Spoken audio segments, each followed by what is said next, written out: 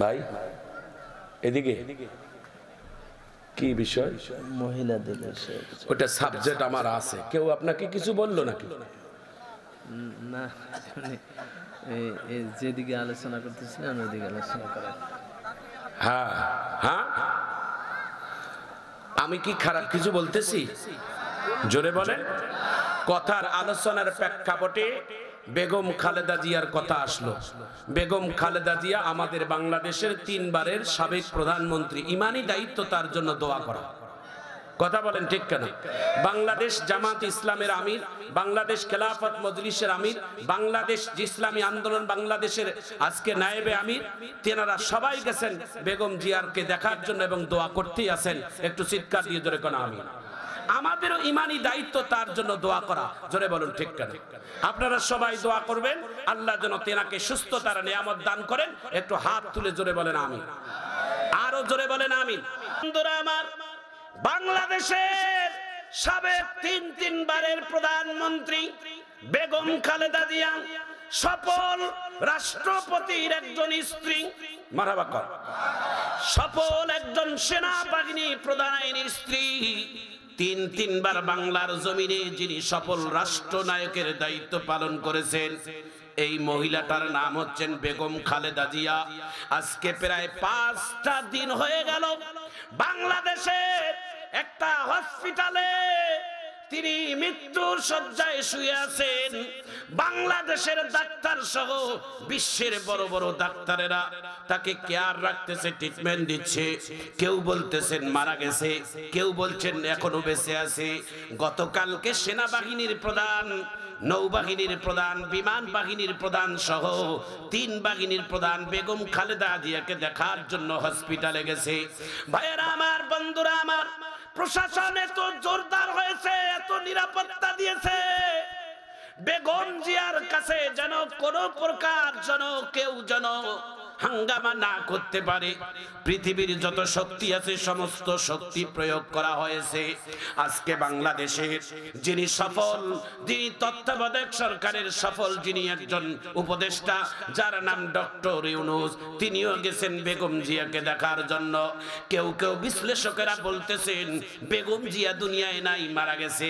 কিন্তু না না, এত ক্ষমতা, এত টাকা, এত চিকিৎসা, এত ডাক্তার, এত ক্ষমতা, দুনিয়ার যত ক্ষমতা হোক আর যতই টাকা হোক, কোন টাকা দিয়ে, ক্ষমতা দিয়ে, সেনাবাহিনী দিয়ে, পুলিশ দিয়ে, আনসার দিয়ে মানুষকে ধরে রাখা যাবে না।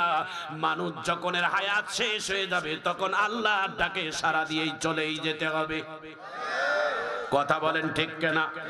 তবে আমরা আমাদের প্রাণ ভরা দোয়া করি, আল্লাহ আমাদের বাংলাদেশ নামক একটা রাষ্ট্রের মধ্যে 3 বারের যিনি রাষ্ট্রনায়ক দায়িত্ব পালন করেছেন, মোটামুটি ইসলামের তিনি ভালোই কাজ করেছেন, ওলামায়ে কেরামদেরকে তিনি মহব্বত করেছেন। কোরআনের পাখি আল্লামা দেলওয়ার হোসেন সাঈদীকেও তিনি অনেক মহব্বত করতেন। জোরে বলুন ঠিক কিনা? ভাইজান আমার, বন্ধুগণ আমার, বেগম খালেদা জিয়া আজকে তার একান্ত ডাক্তার জাহিদ একটা সাক্ষাৎকারে সাংবাদিকদের সামনে এসে, সাংবাদিকেরা যখন বেগম জিয়ার শারীরিক জানতে চায় যে এখন কেমন, হাউমাউ করে কান্নাকাটি করতেছে আর চোখের পানি মুছতেছে, এর থেকে প্রমাণ হয়ে যায় বেগম খালেদা জিয়া মনে হয় এখন আর আমাদের মাঝে নাই। আল্লাহর বান্দি হয়তো আল্লাহর ডাকে সাড়া দিয়েছে। আমরা এই কথাই বলি, যদি আল্লাহর বান্দি দুনিয়া থেকে চলে যায়, দেরি করবেন না, জাতির কাছে তিনাকে কালারিং করবেন না। কারণ আল্লাহ রাসূল বলেছেন মানুষ মারা গেলে দেরি না করে তাড়াতাড়ি মাটির দাফন করো। জোরে বলুন ঠিক কিনা? আরো জোরে বলুন ঠিক কিনা? এবং বিপদের সময় তার একমাত্র সন্তান এখন দুনিয়াতে জীবিত আছে, নাম তারেক রহমান। দীর্ঘ 1.5 যুগ ধরে লন্ডনের মাটিতে বসবাসরত, দেশের মাটির সন্তান দেশের মাটিতে আসার জন্য আসতে চায়। বিপদের সময় মায়ের পাশে দাঁড়ানোই তার একটা কর্তব্য, আছে না নাই? জোরে বলেন আছে না নাই? মায়ের বিপদের সময় সন্তান পাশে এসে দাঁড়াবে, এটা কর্তব্য। এই দেশের রাষ্ট্র শাসক যারা, তাদের কাছে আমাদের অনুরোধ, যত প্রকারের জটিলতা আছে সব জটিলতাকে শিথিল করে দিয়ে বেগম খালেদা জিয়ার সুযোগ্য সন্তান তারেক রহমানকে বাংলাদেশে আসার সুযোগ করে দিয়ে মায়ের পাশে আসার সুযোগ করে দেন। জোরে বলুন ঠিক কিনা? দুশ্মন হলেও তো বিপদের সময় তাদের কাছে একটু দোয়া করা দরকার আছে না নাই? জোরে বলেন আছে না নাই? প্রিয় ভাইয়েরা আমার, প্রিয় বন্ধুরা আমার, আজকে ফখরুল আলমগীর বাংলাদেশের বিএনপির মহাসচিব, তিনি যখন বেগম জিয়ার সাক্ষাতে বেগম জিয়ার শারীরিক অবস্থার কথা তিনি যখন জাতির কাছে যখন জানাইলেন, হাউমাউ করে বেচারা কাঁদলেন। দুইটা মানুষের কান্না বুঝে, দুইটা মানুষের কান্না দেখে, একজন তার ব্যক্তিগত ডাক্তার জাকির, আরেকজন বিএনপির মহাসচিব ফখরুল আলমগীর, দুইজনের সাক্ষাতের কান্নার আওয়াজে স্পষ্ট বার্তা বুঝায় আমাদের দেশ নেত্রী সাবেক 3 বারের প্রধানমন্ত্রী মনে হয় বাংলাদেশে মনে হয় আর দুনিয়ায় নেই। আল্লাহ যদি দুনিয়া থেকে চলেও যায়, আল্লাহ যেন তার বান্দিকে জান্নাত নসিব করেন। একটু আমিন বলেন তো সবাই, সবাই জোরে বলেন আমিন, আরো জোরে বলেন আমিন। আর যদি আল্লাহ বেঁচে থাকে তাহলে আপনার রহমতের দ্বারায় তাকে সুস্থতা করে এই মুহূর্তে বাংলার মাটিতে আমাদের জন্য দরকার। এই মুহূর্তে রাজনৈতিকের যেমন সমস্যা জটিলতা, যেহেতু তিনি 3 বারের প্রধানমন্ত্রী, তাকে বাংলার জমিনে একটু থাকলে আমাদের বাংলার আগামীতের জন্য একটু সুবিধা হবে। জোরে বলো ঠিক কিনা? আল্লাহ যেন হেফাজত করেন, আমিন বলেন।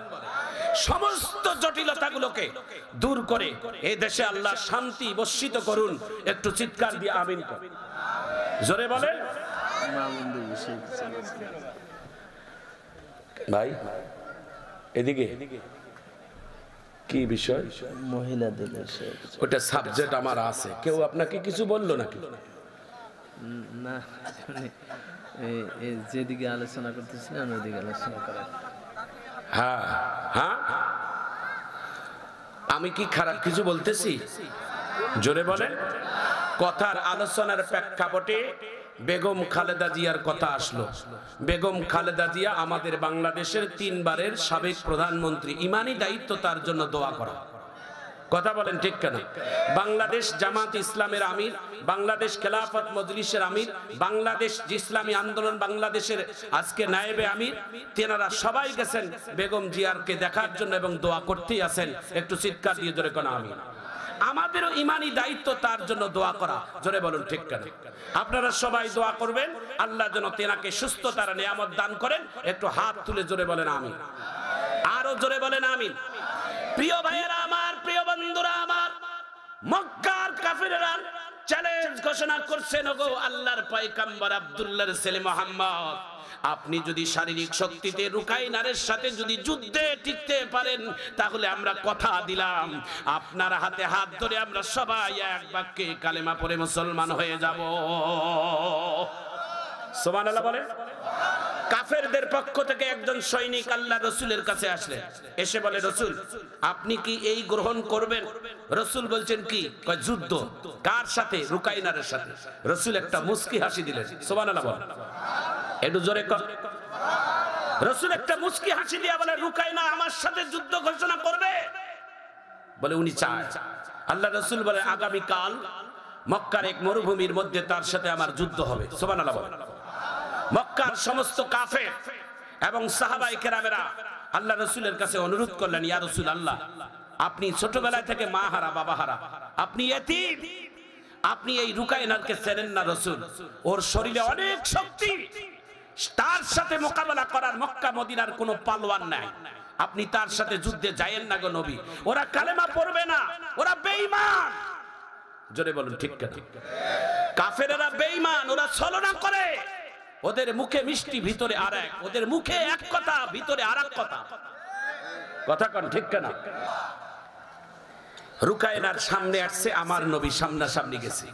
আমার নবীর 5টা আঙ্গুলির মধ্যে এটা সবথেকে ছোট আঙ্গুলি, এই আঙ্গুলির শক্তি সবথেকে কম, এই আঙ্গুলির নাম হচ্ছেন একেবারে, এই আঙ্গুলি হচ্ছে একেবারে কণিকা, মানে শেষ, এটা দুর্বল। আল্লাহ রসুল এই আঙ্গুল দিয়ে এটাও দেন নাই, এটাও দেন নাই। এটার নাম এটার নাম বৃদ্ধা, এটার নাম শাহাদত, এটার নাম মধ্যমা, এটার নাম অনামিকা, এটার নাম কনিষ্ঠ। এই কনিষ্ঠ আঙ্গুল দিয়ে রুকায়নারের কপালে একটা সিম্পল এনা টোকা দিছে। এনা সুবহানাল্লাহ কইবেন কথাটা শোনার পর। সিম্পল টোকা দিছে, এক টোকায় রুকায়নারের এই মাথাটা আছে না, এই মুখটা, এটা ঘুরি উল্টা দিকে চলে গেছে। একটু জোরে কর, কথা বুঝেন না মনে হয়। আমার নবীর 5 আঙ্গুলের এই আঙ্গুল দিয়ে রুকায়নারের কপালে একটা সিম্পল টোকা দিয়েছে। এই টোকা খাবার সঙ্গে সঙ্গে রুকায়নারের মুখের আটিশটা উল্টা দিকে চলে গেছে, আর উল্টাটা সামনে দিকে আসছে, কেমন বিশ্রী হয়ে গেছে। এবার রুকায়নার ডাক দিয়া বলে, ওগো পয়গম্বর, আপনার যে হাতের টোকাটা খাইলাম, যিনি মাইর খাইছে তিনি বোঝে, যার ঠেলা সে বোঝে। আপনার এই হাতের টোকাটা মনে হয় আপনার হাতের টোকা নয়, এটা নবুয়তের টোকা, এটা আল্লাহর ওহীর টোকা। একটু চিৎকার দিয়ে জোরে কোন আল্লাহু আকবার, আরো জোরে কোন আল্লাহু আকবার। আর যুদ্ধ নয়, আর যুদ্ধের ময়দানে দাঁড়াবার ক্ষমতা আমার নাই। আপনার কাছে আমি রুকায়নার সিলিন্ডার হয়ে গেলাম। এই দুনিয়ায় আমার সাথে মোকাবেলা করার কেউ ক্ষমতা ছিল না। আপনার সাথে তো হাত বাড়াবার সুযোগ নাই, আপনার সাথে যুদ্ধ করারও সুযোগ নাই। একটা টোকা দিলে আমার মাথা মুখ উল্টা দিকে চলে যায়। বুঝেছি এটা আপনার শক্তি নয়, এটা নবুয়তের শক্তি, আল্লাহর পক্ষের শক্তি। আর দেরি করব না, জলদি করে আমাকে কালেমা পড়ে মুসলমান বানিয়ে দেন। লা ইলাহা ইল্লাল্লাহু মুহাম্মাদুর রাসূলুল্লাহ। একটু জোরে বলেন লা ইলাহা, আরো জোরে লা ইলাহা। ভাইজান আমার, বন্ধুগণ আমার, দিলটা নরম করে দেন। আর মাত্র 20টা মিনিট আমার হাতে সময় আছে। আল্লাহর পয়গম্বর মুহাম্মদুর রাসূলুল্লাহ সাল্লাল্লাহু আলাইহি ওয়াসাল্লাম কেমন মনের মানুষ ছিলেন, তিনি কেমন উদার মনের মানুষ আল্লাহর পয়গম্বর ছিলেন। আল্লাহ রাসূলের বুক ভরা ভালোবাসা কেমন ছিলেন, এই ঘটনাটা আমি 1 মিনিট আর একবার বলে দেই। রহমাতুল লিল আলামিন বিশ্ব নবীর বাড়িতে একবার একটা গভীর রজনীতে মুসাফির আসছিলেন। মুসাফিরটা মুসলমান না, একজন অমুসলিম। রাস্তা ভুলে গেছে, গভীর রজনীতে ব্যবসার কাছে গিয়ে গিয়ে রাস্তা ভুলে গেছে। আল্লাহ রসুলের কাছে একজন ইহুদি মেহমান খানায় আল্লাহ রসুলের ঘরের মধ্যে পেয়ে গেছে। মেহমান যাদের বাড়িতে আসে আল্লাহ তাআলা সেই বাড়ির মধ্যে রহমত পাঠায়। যেই বাড়িতে আগে কন্যা সন্তান আসে এই বাড়িতে আল্লাহ রহমত পাঠায়। সমাজে যেই বাড়িতে কন্যা সন্তান আসে অনেক মানুষের মন খারাপ, তাই না? কিন্তু মন খারাপ করবেন না, কন্যা সন্তান যাদের আসে আল্লাহ পাঠায়, তাদের বাড়িতে আল্লাহ রহমত বর্ষিত করে। সুবহানাল্লাহ বলেন। এই হাদিসটা শোনার পর জোরে আল্লাহু আকবার বলবেন। রাসূল বলছেন যাদের ঘরে 3টা কন্যা, কয়টা? আর এই কন্যাগুলোকে ইসলামের সুশিক্ষায় তৈরি করেছে এবং উপযুক্ত ইমানদার পরহেজগার জামাইয়ের হাতে তুলে দিয়েছে। কিয়ামতের ময়দানে ওই অভিভাবক, আর আমি নবী, আমার দিকে তাকান, কিয়ামতের ময়দানে ওই অভিভাবক, যেই অভিভাবক তার মেয়েদেরকে পর্দা, নামাজ, কোরআন সব শিক্ষা দিয়ে ভালো একটা জামাইয়ের হাতে তুলে দিয়েছে, কিয়ামতের ময়দানে ওই অভিভাবক আর আমি নবী এই শাহাদাত আঙ্গুল আর মধ্যম আঙ্গুল এভাবে লাগাই দিয়ে বলছে এত পাশাপাশি আমরা জান্নাতে থাকবো। একটু জোরে কর। সন্তান শুধু জন্ম দিলে খালি জন্ম হয় না বাবা, বাবা হয় না। আমাদের বাংলাদেশের একজন শ্রেষ্ঠ শাইখুল হাদিস, নাম শোনার পর আল্লাহু আকবার বলবেন, তেনার নাম হচ্ছেন মরহুম শাইখুল হাদিস আল্লামা আজিজুল হক রহমতুল্লাহ আলাইহি। তেনার একটা কথা আজও শোনার অক্ষরে আমার হৃদয়ের মধ্যে গাথা। তিনি বলছেন কি কথা জানেন? যে পৃথিবীতে সন্তানকে বাবা মার পক্ষ থেকে সন্তানের জন্য শ্রেষ্ঠ উপহার কি হতে পারে? আমরা মনে করি আমার সন্তানের জন্য একটা 10তলা বাড়ি, একটা ভিআইপি চাকরি, একটা বিজনেস, একটা ভালো সুশিক্ষা, এমনটা দিলেই মনে হয় বাবা মার দায়িত্ব হয়ে যায়। শাইখুল হাদিস আল্লামা আজিজুল হক রহমতুল্লাহ আলাইহি বলেছেন, না, এদের একটা উপহার বাবা মার জন্য শ্রেষ্ঠ নয়। পৃথিবীতে একটা বাবা মার পক্ষ থেকে শ্রেষ্ঠ উপহার